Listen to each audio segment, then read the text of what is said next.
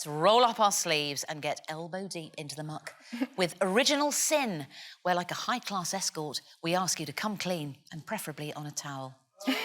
This is a round where we want to hear all about your crimes from your formative years.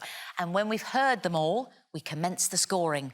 The scoring is bloody topsy-turvy, OK? Go with it. It's all minus points because we're trying to find out who the lowest of the low is. And if your story excites me so much that I smack my beater here against the wrong gong, you get awarded an additional minus 10 points, and if it's really bad, I might even get my fiddle out. So, Mr. Ed Gamble, please tell us your original sin.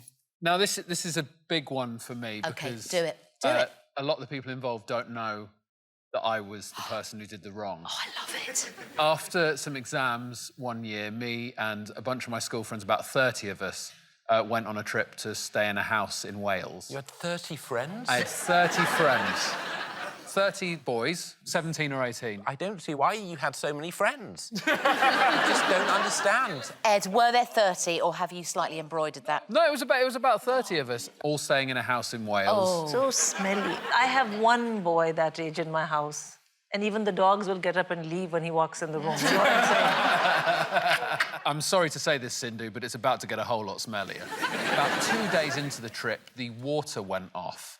We didn't think to call a plumber or anything like that. We were just like, well, I guess we don't have water now. And everyone was going to the toilet outside. Oh. I was not the sort of person who could go and do main toilet outside. No. I could do little toilet outside. No. It's just not me. No. Did you grow up calling it that? Mum, I have to go to main toilet. No, actually, when I was small, I would say shit and piss, but I've changed it now. Oh, I see. We called it biggies. So I thought I'd do it inside and just hope that everything worked out all right. Now, there was only one toilet in the place, and it was already quite sort of built up. With not... Oh, no, there weren't biggies in there, but there was a lot of paper and it was, you know, sodden. Yes. So I thought, what I'll do, this is the middle of the night, I'll just do it quickly and then forget it, and it'll probably be fine. Like, maybe an elf will come and take it away or something. And the next morning, one of my friends found it and was absolutely disgusted by it. And it takes a lot to be disgusted in a group of 30 boys where people have been shitting outdoors. Yes. And I just denied all knowledge of it. To this day, the rumour of the phantom poo has spread through our year for years. Even now, people talk about who did that giant turd in Wales. Phantom of the Plopera.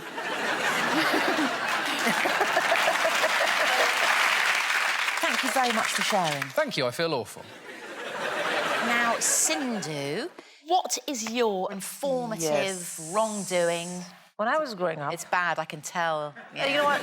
My classmates didn't like me. I was very badly bullied. Right. The big thing was the swings. There was only 2 swings, and all the kids wanted to run out and get the swings. Yeah. But you could get your friends to queue for you while you went and finished your lunch. No one would queue for me. So... Oh, I see. So Cindy's going for sympathy on her story, is she? Yeah. All right, well, I was sad when I took the shit. No. One time, there was a field trip in the class, and I wasn't allowed to go on the field trip. So I ran out, and I got a swing. And then as I was swinging, there were not a lot of kids around. I saw a young girl, about my age. She was staring directly at me with no expression. Oh, gosh. And I got this fear that she had an expectation that she should have the swing. So I was like, hey, you want the swing? Like, I came across so aggressive. And this kid she didn't say anything. She was totally deadpan. I was like, you know what? I'm gonna come off the swing. I'm gonna kill you. Oh, you wanna look at me? I'm gonna take out your eyes. Like, I said really bad things. I lost my mind. I jumped off the swing. I walked up to her and I punched her in the center of her face. She fell over. Oh, that got a clap. Who was clapping this? I don't know, but thank you. I've never hit anyone else in the middle of the face. Let me Can I just say, this middle of the face, do you mean the nose? No. What is the middle of the face? You know, like in the movies, you punch someone, it's like, I literally just went, poof, like here. I don't know what it was. So I got home, I walked in my front door, and in my living room, as I walked in, was sitting this kid. Same kid. She had a Band-Aid, here. My mother come out of the kitchen with a tall blonde woman and said, Sindhu, this is my new friend. She has a daughter who will be starting in your school. And we went in the kitchen. I was so shameless that I aggressed this kid in my kitchen. I said, if you say anything to my mother, you see what I'm gonna do to you. This child had not spoken at all throughout this. She didn't know English, that was the problem. It's not like she couldn't speak, she just didn't understand English. She arrived the day before. But also, she never told my mom or her mom. Of course she didn't, she knew what would happen.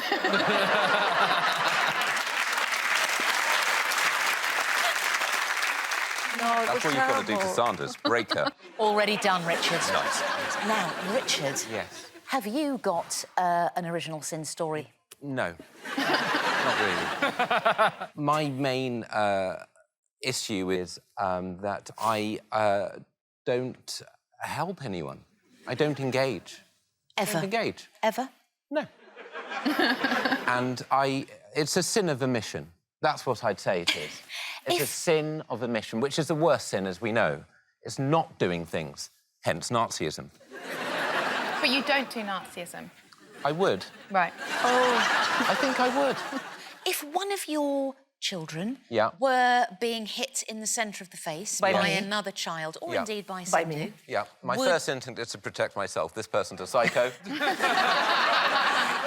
they're hitting someone in the middle of their face. No, you've got to okay. get out of there. All right. Also, they need to learn how to defend themselves. What about if you're on the side of the road, Yes. you see a minibus full of nuns? Yes. They're singing, they're gentle, they've got guitars out. OK. And This down- gesture's got to stop now. Okay. It's got to stop.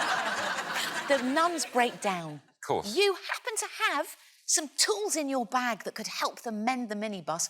Would you step in and help the nuns? No. A Shetland pony, Richard. Yes. A mini Shetland pony. Do I know this pony? Has... Let's call him Butterscotch. OK. And little Butterscotch Okay. has got his hoof stuck in a revolving door. Oh. I know, it's Butterscotch. awful. I know you shouldn't approach a pony because the hooves, they lash out and people have been hospitalised for that. You don't even go in to help Butterscotch. A distressed pony after a very unsuccessful shopping trip sounds very much like not my problem. Right. Now, Sarah, will you start us off, please? Your original sin... I don't come out well of this story. OK, buckle up, gang. When I was 16, at school, they make you do work experience. So I picked the one with the shortest amount of hours, which was in a children's nursery, because you finished at lunchtime. But then on my first day, I mean, I already didn't want to be there, and then I had horrendous period pain, like really, really, really seriously bad. Yeah. And I asked them if I could go home at about 10 o'clock, and they said no. The whole point of work is you stay until the end of the day, which is lunchtime. And I was really furious with them. So what I did the next morning is I called them pretending to be my mother, and I said that I had leukemia and that I was in hospital and I wish they'd sent me home because we might have caught it sooner. No! Sarah! Yeah. Sarah! I know. And they sent flowers to my house, which I had to destroy in case my mum found them. But Sarah, you went straight for something really big and serious. You could have just said conjunctivitis No, or because something. they had to feel bad, because I wanted to punish them for not letting me leave. Cammy, what have you got for us? What have Original I got? sin. When I was 16, Yep. I was at Portsmouth Football Club as an apprentice. The red cherries, aren't they? The No. cherries? No. The twats! The Portsmouth Twins, that's it. They actually bought me out the Navy. That's how I ended up at Portsmouth. They bought you out of the They Navy? bought me out the Navy for £200. It still goes down as the worst deal in the club's history. So I went home to Middlesbrough, where I live, my mum and dad's house. Me and my friend, Dennis, we went out for a night out.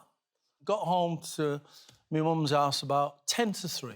So we're starving. And my dad always had a pot of curry on the oven. Nice. So I went in the kitchen, put the gas on, Lit the match. warm it up, went back in the front room to see Dennis, give it 10 minutes. half an hour later... Yes, like this story, Cammy. Carry on. Half an hour later, my mum is shaking me by the collar. Oh. The house is on fire. Oh, dear. And I had to pay for all the damage. How much is that? £201. It wasn't as much as that, I'll have you know. I was up in Middlesbrough one night at a student gig years and years ago. They were trying to rename the college the Central University of Northern Tyneside so that the acronym would be something quite rude. That's great. Your original sin, what started it all off, Joe? A holiday in Greece. Nice. And obviously, what do you do when you go on holiday? You try to meet charming fellows. And I met a very charming fellow, and he was a soldier. Let's call him Aristotle. And discussed a bit of philosophy with him on the beach all night. On the beach, Brandy? Were you on the beach when you... When we did it? No, I think we were in the middle of a road in town. So what happened? At some point during the proceedings, he looked at his watch, went, "Oh, my God," like that, and then just disappeared and said, "I'll see you tomorrow night in this bar," where I'd met him, right? So, dutifully, I trotted off the next night to the bar. He didn't turn up. And I went back there 3 nights running and he didn't turn up. 3 nights, Joe? The night before I was due to go home, some guy came into the bar, a soldier, right? Another soldier, he'd obviously heard. And anyway, it turned out that what had happened was, because he'd stayed out all night, when he got back to the barracks, he was arrested because he should have been back at midnight, and he was put in military prison for 2 weeks. So I never saw him again. Oh. It's all right, he wasn't that great. And he's here tonight. What can you bring to the table, Judy? When I was a kid, my mum, you know, so she cooked a lot, West Indian background, you know, Jamaican, and we love fried fish and stuff like that. And, you know, we went to the fun fair and got some little treats, you know, candy floss, goldfish. Nice. And my mum was downstairs and I came home and I thought to myself, I want to cook for my mum. Do you know what I mean? I want to be that kid that supports her, you know? And Ballsy, what I called him, was looking at me in the tank. He was swimming around, he was swimming a little around, looking at me, and I thought, Ballsy, Ballsy, you great will name. taste nice with a little bit of Scotch bonnet and salt and pepper. So I got the frying pan, you know. I didn't realise you need oil, so I just put the frying pan on, really hot, really high. And I took Ballsy out, and Ballsy gave me a look, and I've got the same... And I picked up Ballsy and I just slammed him down in the frying pan. You cooked a goldfish? But the thing is, I thought, that doesn't smell right. So I added the salt and pepper, and Ballsy, he just went... So, you know, I tried to pin him down a little bit, and Ballsy's eyes rolled around the frying pan. Judy. I never forget that sound. Same sound the cat made when you let him out the microwave, I would imagine. I watched a thing recently, and it was about, like, the childhoods of serial killers and the fact that they all torture animals. Hello, I have a profession as a social worker. Also, so, it's very Norman Bates to be like, I'm doing it for Mother. Was she in a rocking chair at the time with a sort of bun on the back? Jimmy, over to you, my friend. So, the informative childhood original sin. OK, well, you know that thing you do when you're at school of drawing a spunky dick on a desk? Yeah. Basically, all I did was that. Although, scale-wise... So, what we did was we got some petrol... Wow. And we laid out a dick on the school field, and then we burnt the dick into the field, so that from every classroom in the school you could see a massive spunking cock that was burnt into the playing field. But it's a victimless crime, really. I would recommend it to anyone watching. I mean, don't do... Actually, no, I should say don't do that at your school unless you want to be a fucking legend. At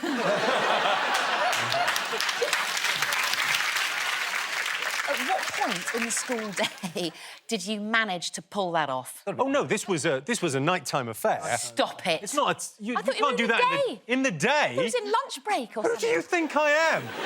Just wandered back in lunch, going, I've just got some petrol. I'm just going to burn a massive flaming cock into the playing fields. I'm sure everyone would be cool with that, right? Right?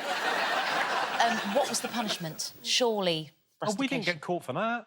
What? There's no statute of limitations. You're admitting it now. So what will What the are they going to do? punishment be? Take back my GCSEs? That's a great, great story. Well, to any viewers watching at home, if you do have a burning sensation on your penis, then do ring the number provided at the end of the show. It's very indicative, actually, of the patriarchal society that it was a burning penis that you decided to draw, Jimmy. What's wrong with a flaming vagina? Nothing, and I'm right here. Richard. Mel. You are. Come on, your turn to divulge, please. So at school, I didn't like playing rugby. Right.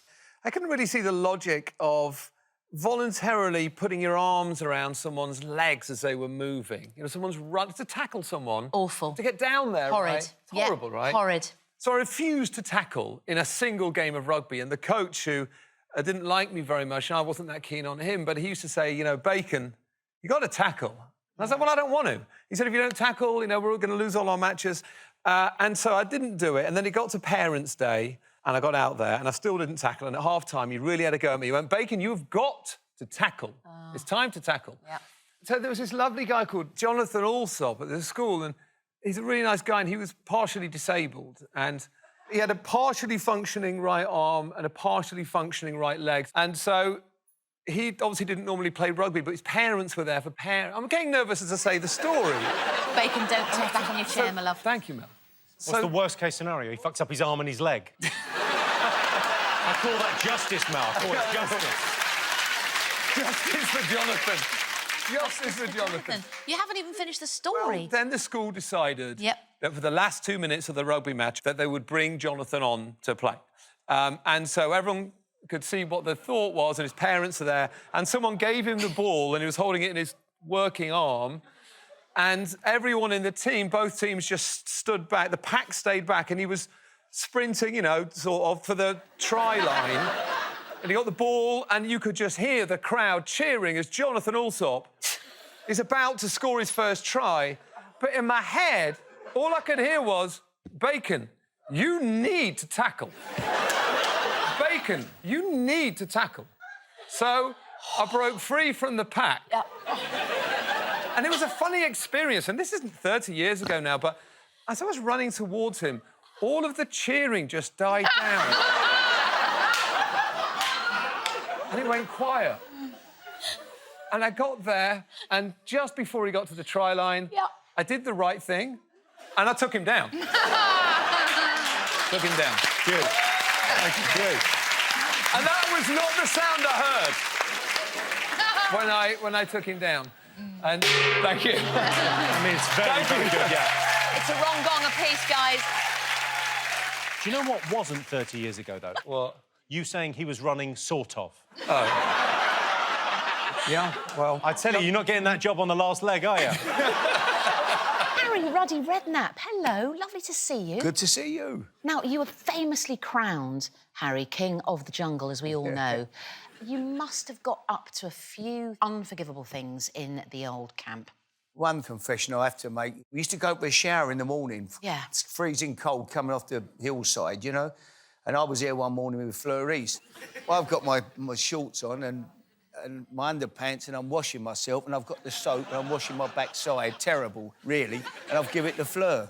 Right? And I came out, my wife said to me, Harry, what did you do there? It was so embarrassing. I said, I never did that. She said, you did. Anyway, I saw it after someone showed me the video. I actually did it. And the worst thing was she washed her face with it after. Oh, stop it. Terrible, wasn't it? Oh. She never spoke to me since. Harry, I'm not bloody surprised. No. But you won, so that's maybe what the great British public want. If they want that, we'll give it to them, Mel. That's true. Yeah. Bring the soap. Now, Jennifer. Yes. Am I right? You had to undergo hypnotherapy Oh, yes. to overcome procrastination. Yes, that is actually true. It's not so much hypnotherapy, it was a sort of coaching to get over it. And he kept making me go through various stages and boxes of what was holding me back all the time. And they found out that there's someone called Susan holding me back. And it's true, no, it's true. She's terrible. Every time I nearly complete something or nearly decide to do something great, Susan says, no, don't. No. Don't. Who is don't this do it. Susan? She's in me. Is she? Yes. As I sit here on your clam, Susan's with me. Should we try and coax her out today? Oh, please don't. Is it not the case that the first time you go to procrastination therapy on time, you're cured? Now, Phil, we have it in our records that you once called your mum a whore. You and me both, Phil, isn't it? It was when I was a little boy, and I didn't know what the word meant. Whore. I was young and innocent. I just thought it meant silly person. And so my mother, like, dropped a fork at dinner, and I just went, "Oh, Mum, you whore."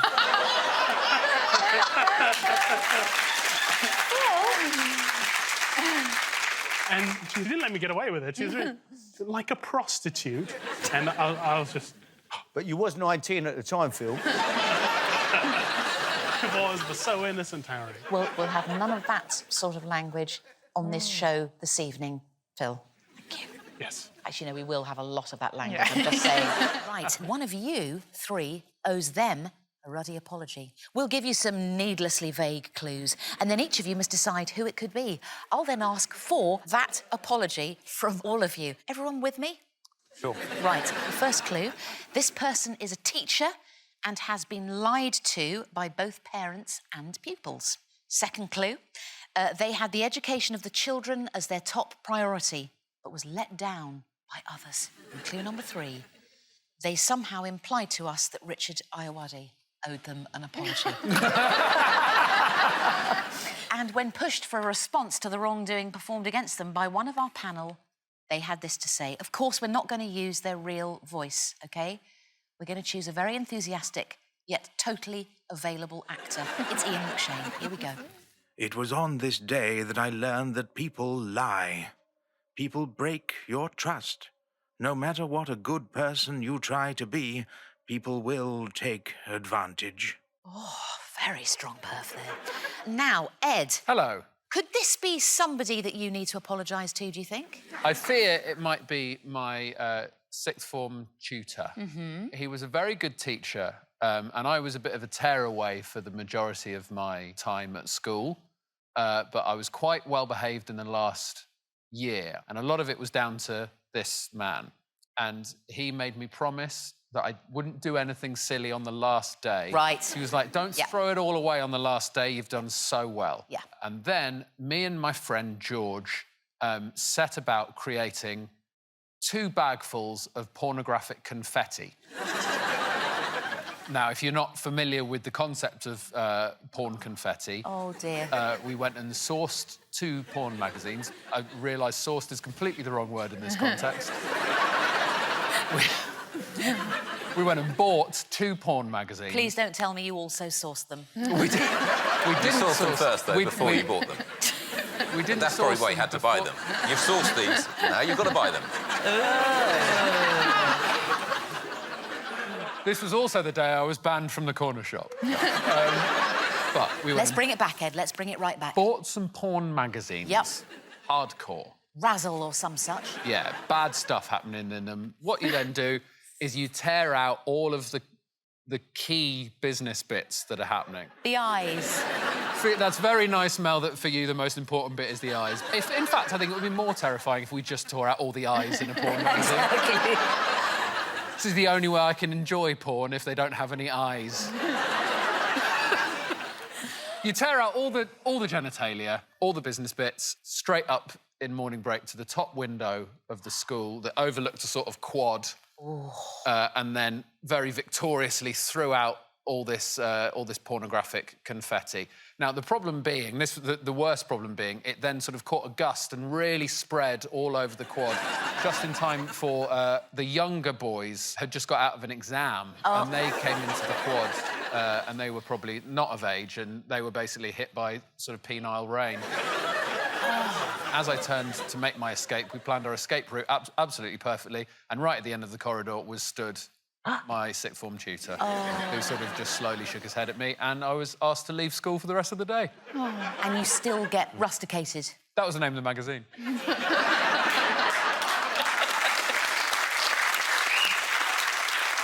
Now, Sindhu, is this ringing any bells? I love cartoons. Okay, I love cartoon movies. I just absolutely love them. And I like to go and see them in the cinema when the movie first comes out. Right. And I also like to go with my kids because it's great to hang out with them and watch it. Yeah. But I don't want to go when there's anyone else's kids there. You know how kids are, they're all... Anyway. Can I just say, I never buy my kids anything in the cinema. It is so ruddy expensive. No, but I make the popcorn at home. Oh, you do the popcorn? Yes, That's good. I Bring the take my own popcorn in. No wonder all the cinemas are closing down. Can we just put that on the sin list, because you're actually defrauding the cinema chain there? I mean, if defrauding cinema chains is the sin, fine, please. Put me down in block capitals. OK, sure, but where's Cineworld now? So my strategy is to see the movie not on the weekend. Right. Which is when people bring their children. Yeah. So on this occasion, this was a movie I was very, very keen to see. I'm going to watch the movie as soon as it comes out, which was that day, and I want to take my kid. So I went to her school, and I walked in, and this teacher was there, and I said, oh, you know, hi, I'm here to pick up my kid for her dental appointment. And I told her to tell you this morning. The kid came down, and I said, hey, we're here for a dental appointment. And she started to say, which dental? And I was like, what? You didn't tell Mrs. Smith? And she said, no. And I was like, oh, that is the problem. You don't pay attention in the morning when I speak to you. I kind of laid into my kid who had no idea what was going on. In that moment, Mrs. Smith, I made her feel like she was such a good teacher and that she was really doing a good job. I was making a goddamn fool out of her right there and then. Sindhu, you do know that you're allowed to go to the cinema on your own. True. Richard, I'm going to say that again because I clapped over your name. Thank you. Tell it again. Richard. What are you, my coach? Look, we've had a great first half. But we need goals. Would you like to apologise to this mystery person OK, for sure, any sorry. reason? I'm sorry. Can you think of anyone that you might have done something bad to? I've betrayed everyone I've met, but so it could be anyone. I can think of one thing. My mother tried to get me to join a football team. Why is that? I don't know. This is not a punchline. Yes, a football team to play. OK. It was a winter day. I'm not going to novelise this story. No, but it's the fact you said winter. I lost confidence during the word winter, is what happened. It's dark, I remember that, so it's in a hangar. Sorry, are you leaving? Oh, yeah, it's in a hangar. I don't feel everyone else's stories were critiqued on a sentence-by-sentence. So, I go into the hangar, and we're playing football with other people. I tune them out. I kick the ball, it hits the lights, the entire hangar blacks out. Wow. I run and leave. I leave. I wave, I leave. No one can see me wave, it's dark. I never go back, I never mention it to my mother. So the poor teacher left in that hangar in the darkness. Yes. To presumably... Boys screaming, trampling over one another, saying, why is it so dark? So let's reveal who our mystery guest is. Mystery guest, please reveal your true self. Oh, my God. That's right, Ed. It's your old year tutor, Graham Salt. Oh, no. Hello, sir. Now, we've heard Mr. Ed's story, Graham. Can I call you Graham or Mr. Yes, Salt? Graham's good. Graham's good. Still Mr. Salt. Yeah.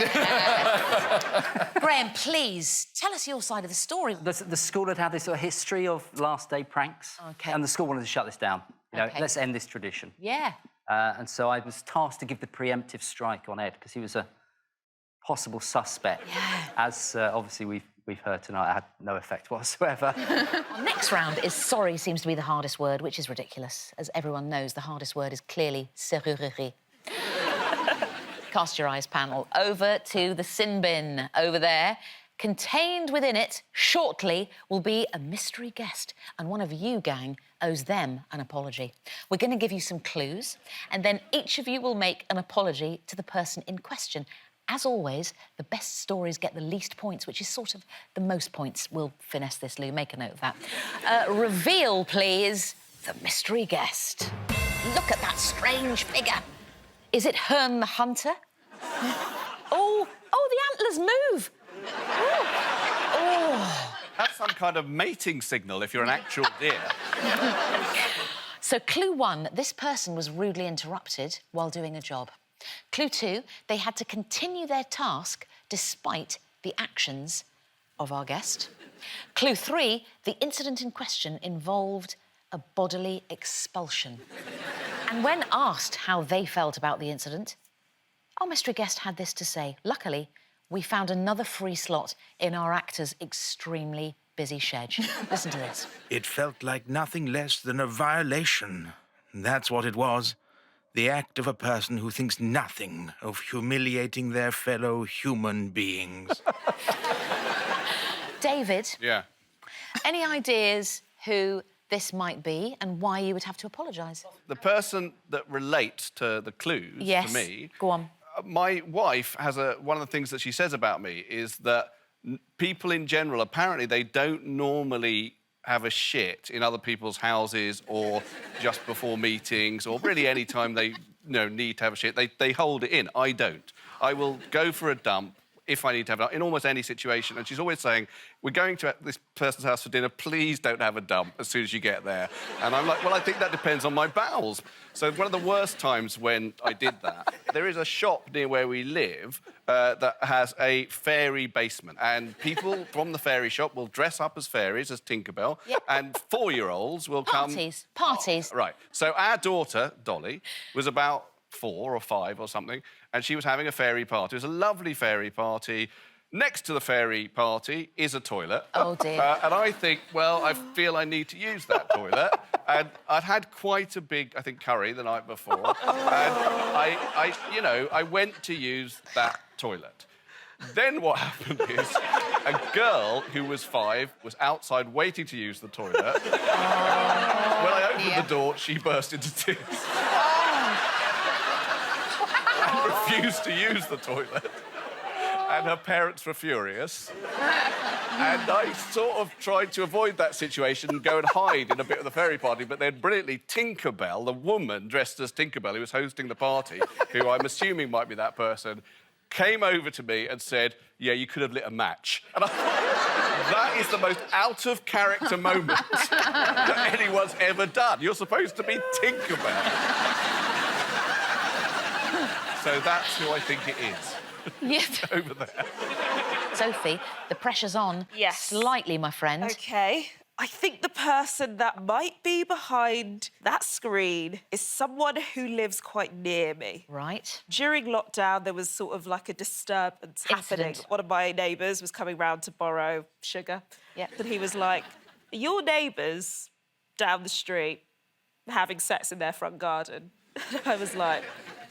I want to see if they are. So I was like, do I have any recycling? So I scoured the whole house for recycling, filled a bag with, like, the inside of a loo roll and went outside so I could see better if they were having sex. And they were having sex in the front garden at 5 p.m. So I recycled my recycling and then I was like, I've got to tweet this. So I live-tweeted my neighbours having sex in their front garden. That's illegal too. Is that illegal? How Oh is my it, God! Rob? How is that illegal? What would you be charged with? What would I be? Being a legend? I don't understand.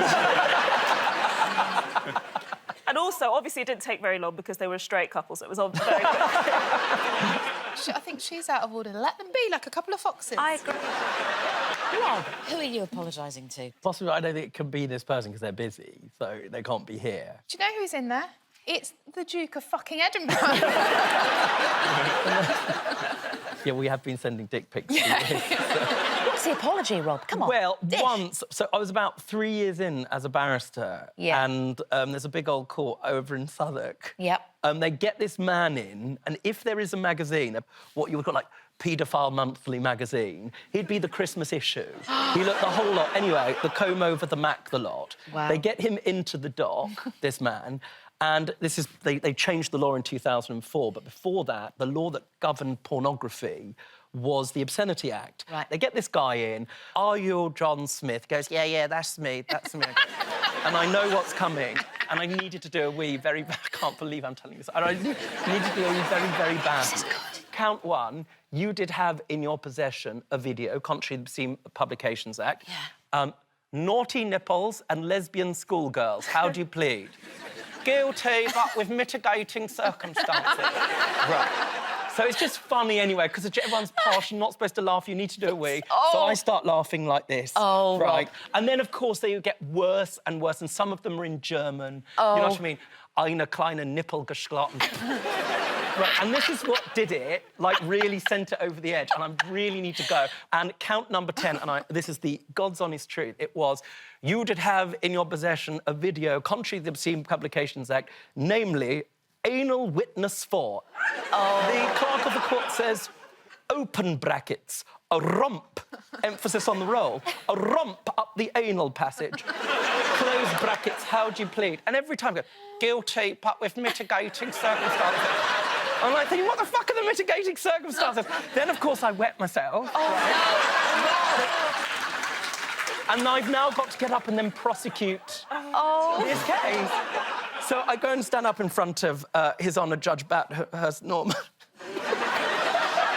But it can't be this. And he said, oh, those of you who are not mature enough to do this job should separate themselves from the wig and the gown and perhaps the theatre or whatever it was he said. That's right. Anyway, right, he then wrote to the management committee in Chambers. I really fucking doubt that's him in the Atlas. So but the person who was on the management committee at the time would have received the letter, but there's no way that that person's here because, like, I thought you meant the pervert was too busy to come. What's he doing? Busy pervert. It's got mitigating circumstances. These are very, very, very murky stories, all three. Is it Sophie's naughty neighbour, Rob's brassed-off boss, or the poor fairy who had to put up with David's bubbling bowels? Let's reveal our mystery guest. Out we come. Who is it? Who is it going to be?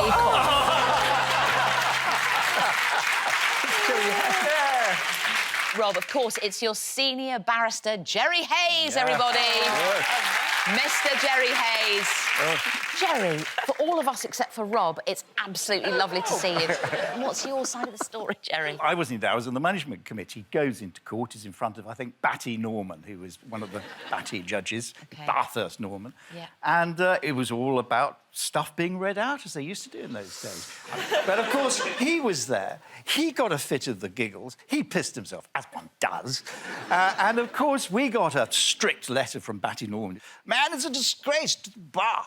So we on the management committee had to come and give him a ticking off. Now, Rob, are you going to apologise to Jerry? Absolutely no fucking way to. Is this a sort of camp lawyer off? Trust me, yeah. Jerry Hayes, thank you very much. Big round of applause for Jerry Hayes. I'm going to ramp up the jeopardy. 3 clues for you, my friend. Tom looks actually really worried. I'm worried. I don't know why. I don't know if it's the hairstyle or... Is this a normal person or a famous person? It's a... Sorry, I'm confused. Sorry, is this person a total waste of time or are they famous? Yeah, sorry, is it someone...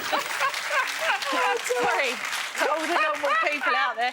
You saying, is this person a performer in show business or Yes. is this person a civilian? Yes. Civilian. Civilian. No. It's a civilian. Yes. But how would we know who they are then? That's the whole point. They're a mystery. That could be a wig, and Mel is going to give you some clues. Clues! Clues, gang. So, clue 1. Our mystery guest was only trying to help you. Clue 2. You repaid a good turn with a dickish move. Clue 3. You could have chosen to help, but you decided instead to take the lazy route. Now, when we asked the mystery guest, this is what they had to say. I thought the person in question was more responsible than this. The incident affected me both personally and professionally. You simply don't forget these things. Right, that was an actor, Gemma. No, I'm just clarifying. That was an actor. Right. So that you wouldn't have the real voice of the mystery guest, because then it might have blown... We'd guess it, That yeah. voice does not go with that hairstyle. Not one bit. Unless they were maybe playing Richard III. I did a project on him once in history. It's a great play, Gemma. Now there's a winter of our discontent. Remember? It's really good. It's a good play. Guys, Shakespeare knew what he was doing. Now, young Thomas. Who do you think it might be? It could be my friend Lizzie. Right. Lives in Brighton. OK. I was going to do a show, my tour show in Brighton. She said, come round. OK. We'll have afternoon tea in the Right. garden. I said, yes, that would be lovely.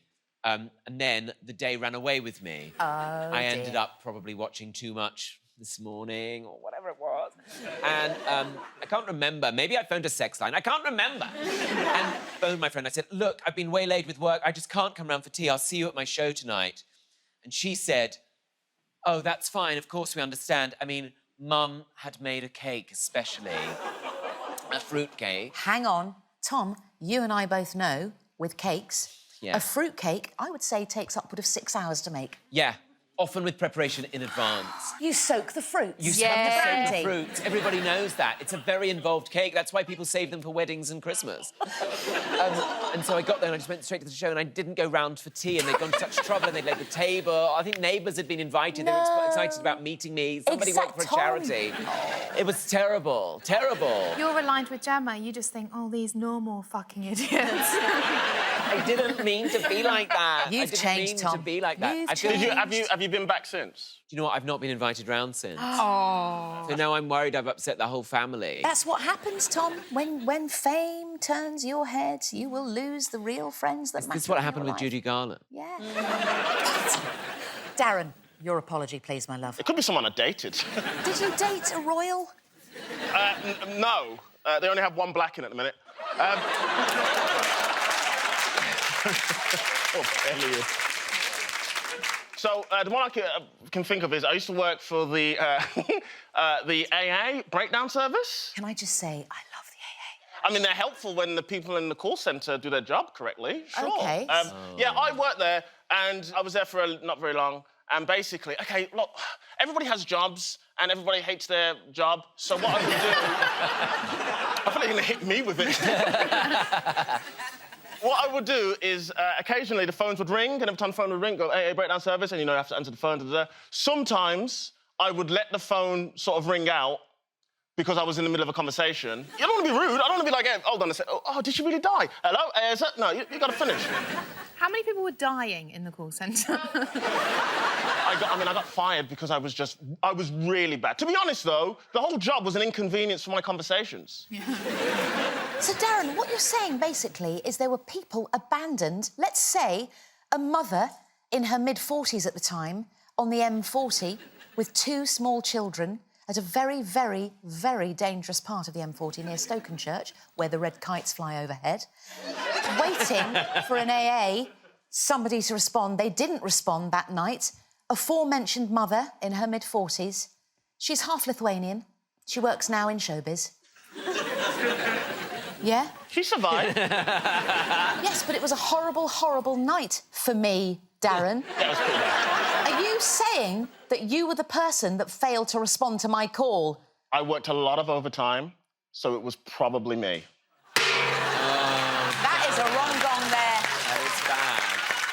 Gemma, have you got anything to rival these two? What's your apology, please, to the mystery guest? The worst thing I ever did to a friend, I took her to a boot camp to lose weight. Right. Now, bearing in mind, my friend, my best friend from school, she got blessed with a body of a goddess. She could eat whatever she wanted and never gain a pound. So I picked her, Miss Beautiful, my bestie, I love her, to come to the fat camp with me, yeah? 24/7, and had to do gruelling exercise 8 hours a day. Now, what she didn't want to tell me is that she'd snuck some snacks in because the poor girl was starving. Yeah. So I basically ate her snacks. She was also early pregnant at the time. She didn't realise she was expecting, so it makes it 10 times worse. I went through all her snacks. They weren't all that. They were some sort of healthy, chewy bar. Oh.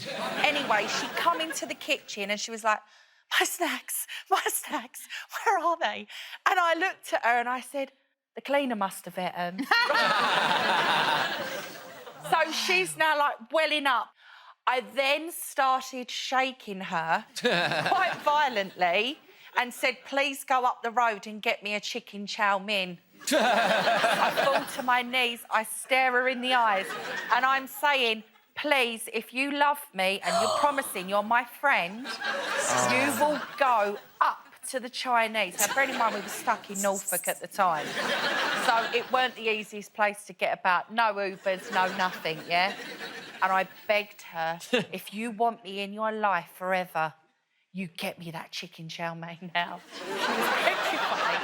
She's pregnant, she's starving, yeah. And now basically the girl's got to walk 45 minutes to get me a chicken chow mein in the freezing cold in Norfolk. I would say that's a reason not to get the chow mein and get out of your life. That, my friend, is very much a wrong gong for you. It's suddenly all to play for here. Could it be Gemma's boot camp buddy, Darren's broken-down boss, or Tom's fobbed-off friend? It's time to coax her or his majesty out of the booth. Please reveal yourself. Here she is!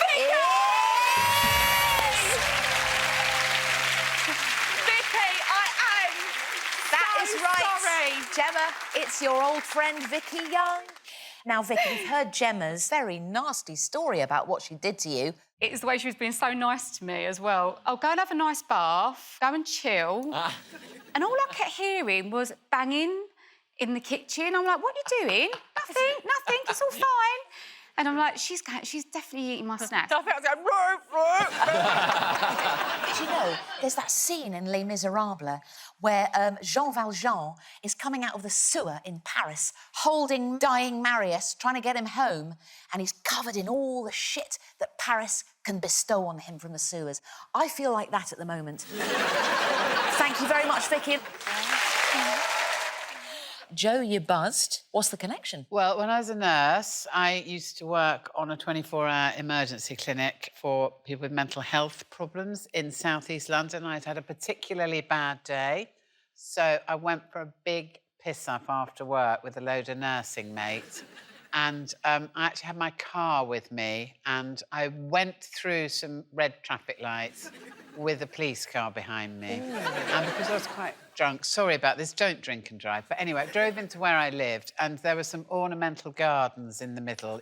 Anyway, for a laugh, to entertain my friends, because they were very drunk as well, I drove onto the ornamental gardens and went round and round the fountain in the car, going woohoo, like that, with this guy sitting in his police car just watching me. Oh, and so when I got out of the car, parked very badly, this policeman came over and said to me, have you been drinking, madam?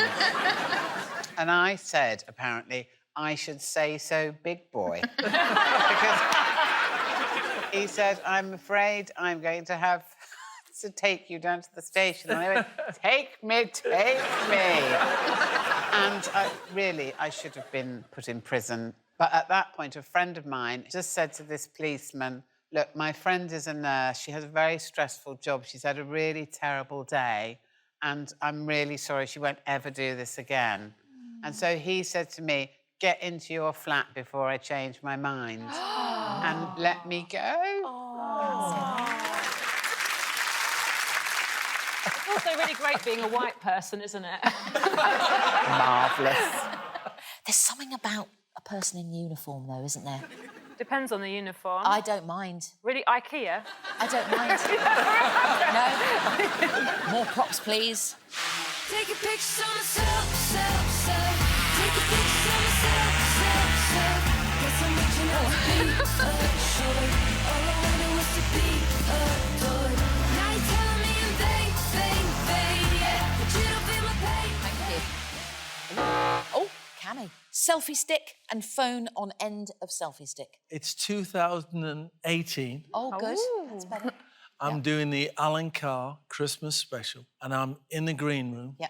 And the runner comes and takes the American fella down onto the stage. That you're in the room with. Yeah. He gets a 5-minute standing ovation. Yeah. And Alan Carr is absolutely wetting himself over this guest. His name's Channing Tatum. So I've had a look on Google to see who he was. Called my wife and said, "You'll never guess who I've just been with." She went, "Oh, please, please, please, get a picture with him." So I said, "Oh, I will if I can, but he's on the set now. I might not see him."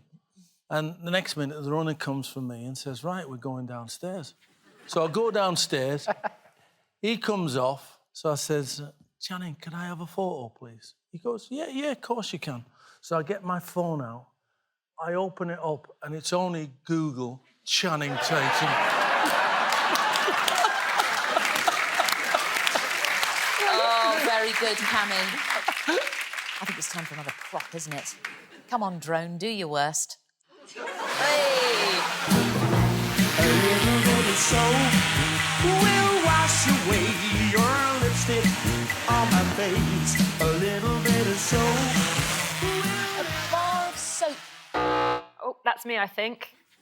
Because when I was at school, I used to shoplift on the way home. One day when I was 15, I got caught in the body shop, and they took me to a back room. They were going to call the police, and I was incredibly distraught, and I didn't want them to call the police and I would get in trouble. So I told a lie.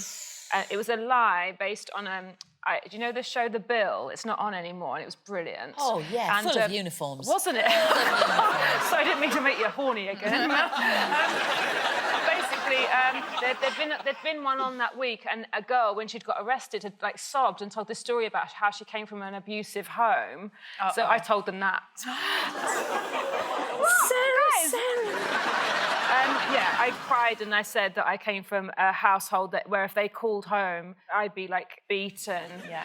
And like, I'll never do it again. Please don't. I've had such a terrible time. Well, you had leukemia to start. Yeah, Very sick. The thing I loved about The Bill was almost every week it would finish on the words, "You're a slag, Harrison, and you're going down." So, Sarah, bar of soap. Yeah. Nicky Noo-Noos from the shop. Yeah. And you got off scot-free. They're ethical people. Yeah, actually, that's true. I wouldn't have done it in boots. No way. They'd have been straight, like, perfume in my eyeballs. Yes. Shaving you. Yeah. More proppage, please. Bring on Drone Collins. Come on. Here we go. Summer holiday. No more working for a week or two. Fun and laughter on our summer holiday. It's a passport. You're right in there, like Flint. I know. Oh, dear. In 1979, when I first met my wife, to-be, I asked her, would she like to go on holiday with me? So we drove to Gatwick Airport for our week's holiday. The only time, I have to say, in the 41 years I have known my wife, she got drunk on that holiday. I would imagine someone who has to spend a lot of time with you drinking quite a lot. We had a fantastic week. We came back to Gatwick Airport and I go through customs with my passport, and the next minute I'm whisked off into the cells. So the customs officer says to me, "Who are you?" What do you mean, who am I? Who are you? Like a football chant, yeah. So they said, who are you? So I said, I'm Chris Kamara. It says in my passport. They said, no, you're not. I got banged up in the cells for the night. My poor wife, Anne, out there. I'm driving as well. My car, no insurance for her. So she don't know what to do. Weren't your 4 mates there to take her home? What it was, when I joined the Royal Navy, they gave me a 20-year passport. I didn't like that photo. So I took it out and stuck the new picture on. That's the dumbest thing I've ever heard, and I forgot my own name once. We're asking for the earliest misdemeanours, those things that began it all, OK? Like when Rose West bought her first shovel. This show is about being so awful, and we're trying to find the lowest of the low, yeah? I'm going to be scoring you for the worst, meaning best stories, yeah? Giving you low, meaning minus, meaning good, points. And just before we leap headfirst into the muckraking, I want to talk about the old wrong gong, which I've got here. If I hear a story from one of you three that I feel is beyond the usual scoring system, I will pick up my beater and whack the old gong, giving the recipient an extra minus 10 points. And if you're really lucky, you can have a toot on my pulalu. So, let's kick off with our first adolescent admission. Jennifer, what is your original sin? We used to live, my dad was in the Air Force, so we used to live in quarters. And the last place we were posted was in Wiltshire, and it was on an RAF base that had been demolished, completely demolished. Yeah. And there was nothing stopping the general public just mooching about in there. And there was lots of little roads you'd drive down your bike, and there'd be those special bushes, you know, with used condoms hanging on them, you know. Because basically, anyone who wanted to shag sort of shagged in that area. Oh, really? Yeah, came in their cars. Anyway, that wasn't the point. That's not the point. The point is, it was quite deserted, and all down these roads, there were little crabapple trees. Do you know what crabapple? They're tiny little crabapple. Bitter as anything. Bitter as anything. Yeah. And we used to go round... Oh, this is awful. You know, your mum's going, come in for tea now, and we go, in a minute. And we'd be gathering up armfuls of these little crab apples, and we'd go around people we didn't know further down through the streets, and we'd write messages on their doormats in crab apples. What sort of things? Things like die. If there was a lot of crab apples, you will die. You will die. That's a wrong gong. Minus 10 points already, Jennifer Saunders. Thank you for sharing. Harry, what was your first misdemeanour? Oh, too many to tell, really, I would think. It started very, very young. The one time, I was a young footballer at West Ham, and I used to go and get jellied eels at Tubby Isaac's by Aldgate Station. Anyway, one night, I've gone to get a bowl of jellied eels. So, Tubby Isaac's, he gives me a bowl of eels, I pay for them. He went, what's the... Oh, he said, look after the stall for me. He said, I'll be 10, 15 minutes. I've got to go look after the stall. He's gone off and left me standing there. With that, a couple of taxi drivers come along, proper guys, you know. This is the most eels. Cockney story I've ever heard in my life. Anyway, I'm there, so they pull up, they look at me. They said, where is he? I said, I don't know, he's gone. He's going to be about 15 minutes. Oh, lovely, they went. So they get behind, they fill up their bowls with eels, and one of them had a few big, lovely prawns, and they've stood there eating them. And I'm thinking, is this candid camera? Anyway, after about 10 minutes, another couple of cabbies came. They filled up with eels. I'm supposed to be looking after the stall. They weren't going to pay.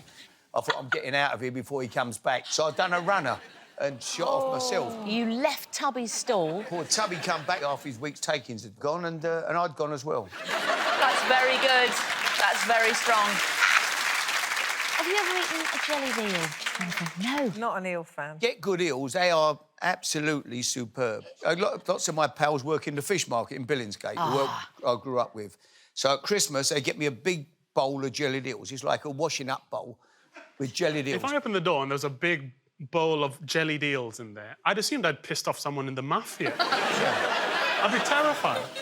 Phil, what is your original sin? This is the first truly awful thing. I think I did. I was in the garden next to...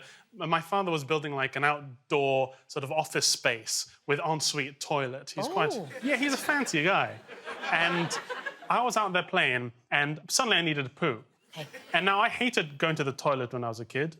It was just a distraction from playing, you know? I just wanted to play all the time. When I felt a poop come in, I got furious that this little brown bastard was interrupting my fill time. So I was running around the garden playing, and then I got that horrible little pinch in the bottom of my torso. And I went, I don't want to run back inside the house to the toilet. I'm busy playing. And then I realized, oh, they've not put the toilet in, but they have put in the pipe, which I presume connects to the sewage. So I went over to the unfinished toilet, just a pipe in the ground, and I squatted, in retrospect, with expert aim. I don't know how I had such a good sense for where my rectum was, but I hovered a bit over this hole, and I went for it. And thinking that it would just go out to meet its friends, I stood up, and it was just sat there, just stuck like a whack-a-mole, just sticking out of this pipe. And so I did what any responsible child would do, and I walked away and never told anyone. Did your dad ever find out, Phil? This is a crucial question. I'm sure he found out about the shit, but I don't think he ever found out about its origin story. And you never confessed, of course. Never confessed, never been caught, which is the lesson here, kids. Never confess, you'll probably get away with it.